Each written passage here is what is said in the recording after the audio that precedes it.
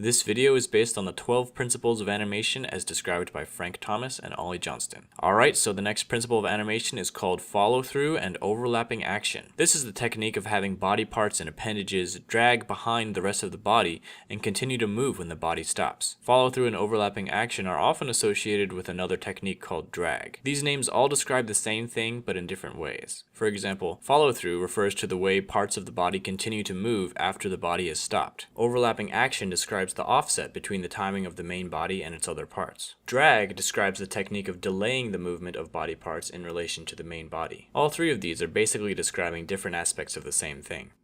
Follow through and overlapping action add a great deal of realism to a character. Here's a character with and without follow through and overlapping action. Basically, when the main body moves, the tip of the appendage should be the last to catch up, and when the body stops, the tip should follow through the farthest before settling back. This is true of not just appendages, but the whole body as well. When coming to a stop, often the body will follow through and then come back. Just as a character needs to anticipate his jump, he also needs to follow through his land.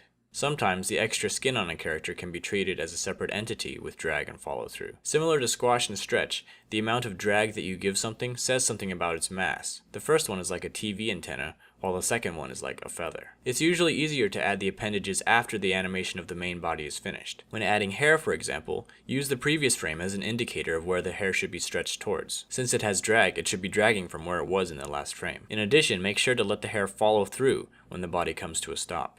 Arms are a good place to insert follow through and overlapping action. Have the elbows lead the arm's actions. The elbow comes first, followed by the forearm, and then the hand. This is true even when walking. The forearms drag slightly behind the elbows, and the hands drag slightly behind the forearms. Overlapping action helps to break up an animation to make it more interesting. If we offset the movement of the arms and legs, the animation appears more graceful. If a character is standing up from the ground, we could offset the top half from the bottom half to make it look less easy and more realistic. So that's all I've got for follow through and overlapping action. The next principle is called slow in and slow out. Thanks for watching, and I'll see you in the next video.